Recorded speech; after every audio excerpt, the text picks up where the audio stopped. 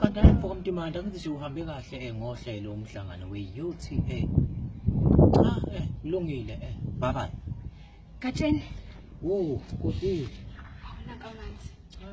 Angizibongele. Cha akekho ngithi phela belishisa kakhulu leli langa leli. Hayi bekushisa impela bekubukisa namuhla.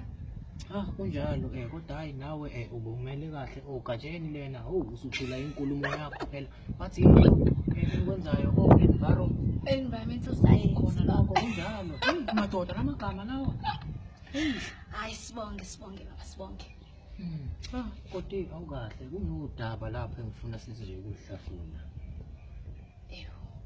ngilalela indaba kaSibusiso phela benobuyi ubuyi uzithwele uthele inkosana yoGatsheni and uSibusiso akekho nabo ukuphatha kanjani lokho uSibusiso baba uyena owamithisa umuntu esifazane ngikhona ayimile umuntu makoti wena uhamba ugiga le kumaKenya undodana lapha esele ebhubesini sasivumelene noSibusiso wathi akukho ayikho inkinga kanayo kanti kunjalo ke indoda iyayidinga unkosikazi wayo ukuthi abe seduze nayo ngesikhathi emdinga ngaso akunjalo uma ngasekho okunye baba ukudingayo ngisayolungisa isidlo sesibusiso ngileke bye bye